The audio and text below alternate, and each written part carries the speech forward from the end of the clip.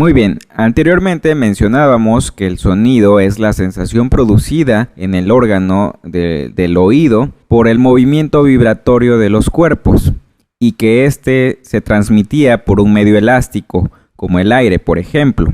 También decíamos que si definiéramos el sonido en un contexto más científico, pues podríamos decir que es un fenómeno producido por ondas sonoras longitudinales generadas por el movimiento de vibración de un cuerpo y que se propagan por un medio elástico y además de eso pues son captadas por un receptor, que en este caso sería el oído humano o un sonómetro, que es un instrumento de medición también. Mencionábamos también que no todas las ondas sonoras pueden ser captadas por el oído humano, solo las que comprenden el rango de frecuencias de 20 Hz a 20 kHz. Esto a modo de repaso, ya lo mencionamos anteriormente, que es lo que se llama el rango audible, ¿no? Para nosotros los seres humanos. Los animales, como los perros, tienen otro rango audible, dependiendo qué animal sea, tienen diferentes rangos audibles, ¿no?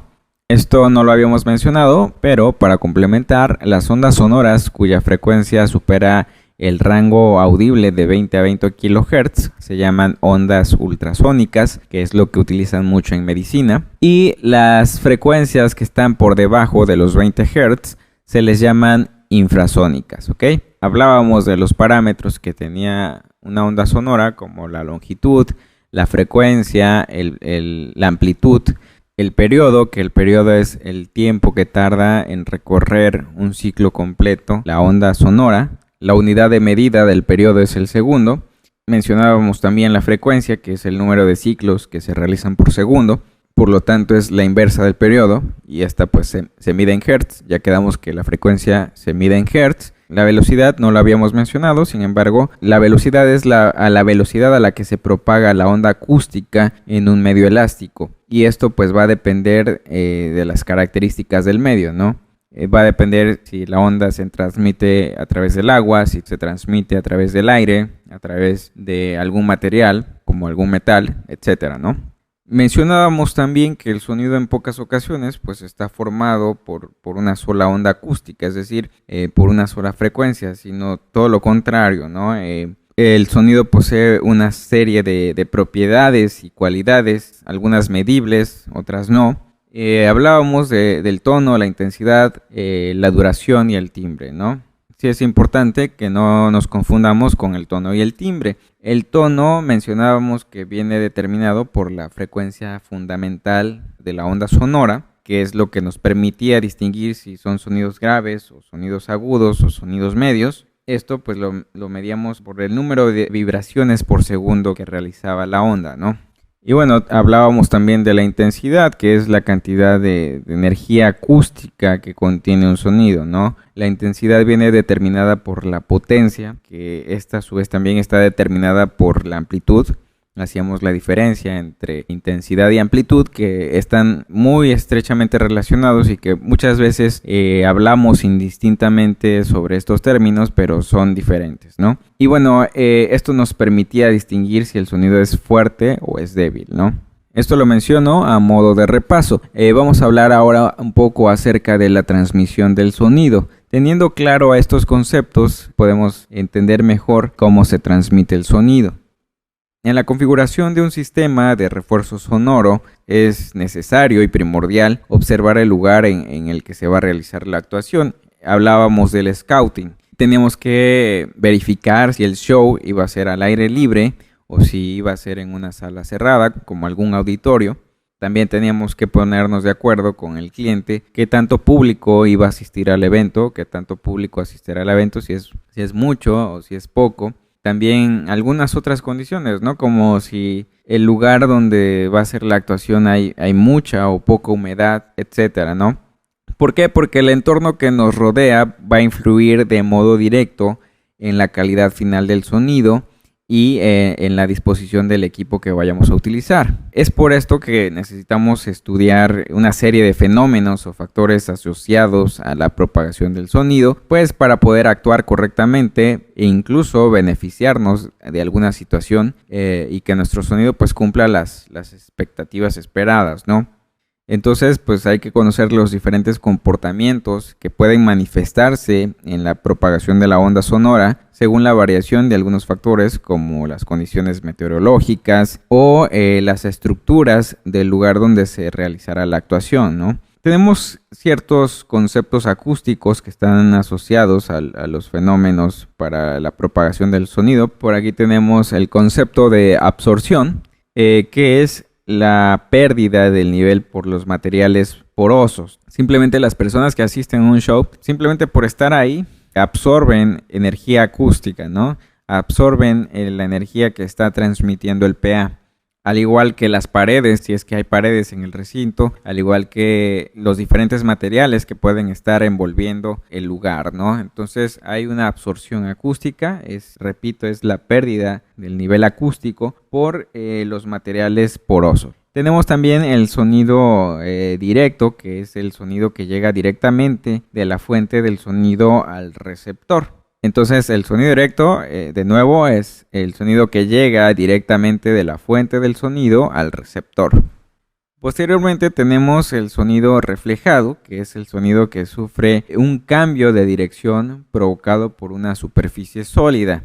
El sonido del PA pues sale disparado a todos lados, ¿no? O al menos radia en cierto ángulo, en cierta dirección. Muchas de esas flechas, vamos a ponerlo como flechas para que lo podamos entender. Muchas de esas flechas no llegan directamente a nosotros, sino que chocan, por ejemplo, con el suelo. Pueden llegar primero al suelo, pueden estar más cerca del suelo, y del suelo esa flecha rebota hacia nosotros, ¿no? La flecha, estamos haciendo una analogía que es el sonido. Puede que esa flecha llegue al techo primero, luego rebote en el suelo y posteriormente llegue hacia nosotros, ¿no?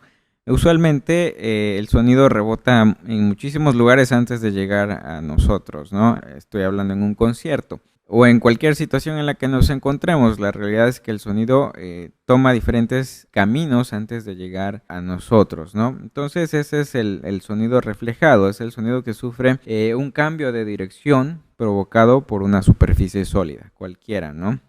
Tenemos por ahí la transmisión estructural, que es la propagación del sonido por vibración de materiales sólidos.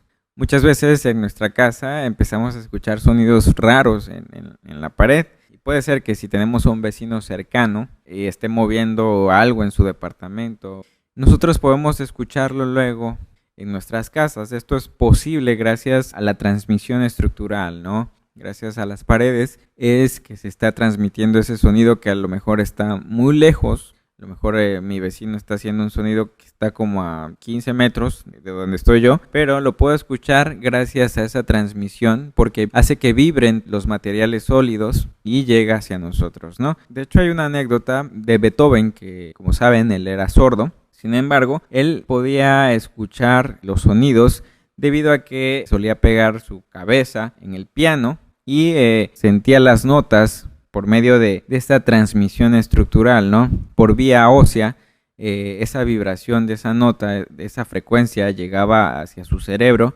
y entendía qué nota era la que estaba tocando, ¿no? De esa forma podemos entender este fenómeno de la transmisión estructural. Él se acercaba al piano, ponía su cabeza y tocaba alguna pieza musical. Y gracias a la transmisión estructural, gracias a la transmisión ósea, donde hacía contacto las teclas que golpeaban parte de su cuerpo, que su cuerpo en este caso era el material por donde se transmitían esas notas, esas frecuencias, y a su vez llegaban a su cerebro, ¿no? Esto lo hacía él para poder escucharlas, ¿no? De alguna forma, aunque era sordo, pero de esa forma pues él podía escucharlas, ¿no? Aunque su oído no funcionara. También tenemos por ahí el concepto de onda estacionaria, que es la frecuencia que permanece entre dos paredes sólidas paralelas. Tenemos también ahí el concepto de sonido reverberante, que es el tiempo que tarda en perder 60 decibeles un sonido. Y bueno, esto puede cambiar también dependiendo del tamaño de la habitación, de su geometría y sus materiales, ¿no? Entonces, pues como les comentaba, sí es muy importante conocer los comportamientos que pueden manifestarse en la propagación de la onda sonora, ¿no? Los fenómenos más destacados que surgen de la interacción del medio y la onda sonora pues son la reflexión, la refracción, la difracción, la absorción, el eco y la reverberación. Hablando un poquito más acerca de la reflexión o el sonido reflejado, la reflexión, viéndolo desde el punto de vista más técnico, es un fenómeno que pues se produce cuando una onda incide con un objeto que no puede rodear ni traspasar, es decir, cuando la longitud de onda de la onda sonora es mucho menor que la del objeto. En otras palabras, como les mencionaba, si el sonido lo viéramos con una forma de flecha, hagan de cuenta que llega una flecha a una pared y esta rebota, ¿no? Por otra parte, la refracción, que sería la desviación en la dirección de propagación que sufre una onda cuando pasa de un medio a otro diferente. A diferencia de lo que ocurre en el fenómeno de la reflexión, en la refracción el ángulo de refracción ya no es igual al de la onda incidente, debido a que al cambiar de medio cambia la velocidad de propagación del sonido. En la reflexión el ángulo no cambia, sin embargo en la refracción el ángulo sí sufre un cambio. Eso lo podemos verificar muy fácilmente si ponen un vaso de agua y ponen un lápiz y van a ver cómo se ve como si estuviera doblado, ¿no? O sea, ven una parte del lápiz afuera y la ven derecha, pero durante el agua se ve como si estuviera doblado. Ese es el fenómeno de la refracción, el ángulo cambia. Y hablábamos también de la absorción, ¿no? Si una onda choca con un objeto, va a ser absorbida en mayor o menor medida según los materiales que compongan al objeto, ¿no? El factor de absorción pues va a depender de la frecuencia de la onda y pues va a describir el porcentaje de energía sonora que es absorbido por la superficie. Hay un porcentaje que es reflejado o que va a atravesar pues el objeto, ¿no? Aquí lo importante en la absorción es el tamaño del objeto.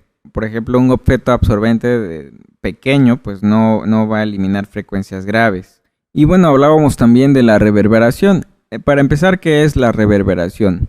La reverberación es un fenómeno que se produce dentro de un recinto, ya sea cerrado o semicerrado. Y bueno, este se produce por el conjunto de ondas sonoras que han sido ya reflejadas por los objetos, pueden ser las paredes o el techo del recinto, ¿no? Estas pues provocan que el sonido que fue emitido por la fuente se alarguen en el tiempo. Hagan de cuenta que hay una persona en una bodega y empieza a hablar y entonces notamos como que la voz de la persona que está hablando tarda un poquito más en escucharse, ¿no?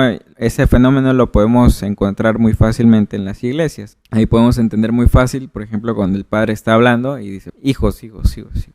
Ya no dice hijos, hijos, hijos porque eso ya sería eco, pero sí como que el hijos tarda un poquito más, ¿no? Como que la palabra se prolonga un poco más. Esa sería la reverberación, ¿no? Hablábamos de que estas ondas sonoras que fueron reflejadas en el recinto provocan que el sonido que es emitido pues se alargue más en el tiempo. Este fenómeno de la reverberación es muy importante ya que se produce en cualquier recinto en el que se propaga una onda sonora. De hecho, en cualquier recinto vamos a tener reverberación en mayor o en menor medida, pero siempre vamos a tener un poco de reverberación. El oyente en este caso no solo percibe la onda directa, sino que las sucesivas reflexiones que proceden al primer sonido, pues lo va a percibir también, ¿no? Si controlamos adecuadamente este efecto de reverberación, se contribuye a mejorar las condiciones acústicas de algunos locales como los teatros, salas de concierto, todo tipo de salas, ¿no? Entonces, la característica que define la reverberación de un local se denomina tiempo de reverberación. Y decíamos que se define como el tiempo que transcurre hasta que la intensidad del sonido queda reducida a nada, ¿no? A una millonésima de su valor inicial. Por otra parte, para hacer la diferencia con el eco se produce cuando la diferencia entre el sonido directo y el sonido reflejado es tal que percibimos repeticiones del sonido original en vez de un sonido más prolongado, más duradero. Es ahí cuando se produce el eco, era lo que les comentaba. Por ejemplo, si estamos en una cueva y decimos hola, se va a repetir muchas veces. Hola, hola, hola, hola, hola, hola. Ese sería el eco. A diferencia de la reverberación, si decimos hola, hola, hola, simplemente como que notamos que se alarga un poquito más el hola, pero no se repite la palabra completa. Esa sería muy fácil para entenderse cuál es la diferencia entre eco y cuál es la diferencia entre reverberación, ¿no? Podríamos decir también que es el tiempo que ha tardado la onda en llegar a un determinado objeto y volver al oyente es superior al tiempo de persistencia. ¿Por qué pasa esto? Porque el oído puede distinguir separadamente sensaciones sonoras que estén por encima del tiempo de persistencia, que es 0.1 segundos para sonidos musicales y 0.07 segundos para sonidos secos, para la palabra hablada. Por lo tanto, si el oído capta un sonido directo y después de los tiempos de persistencia que ya especificamos, capta el sonido reflejado, pues se va a apreciar este efecto del eco, ¿no?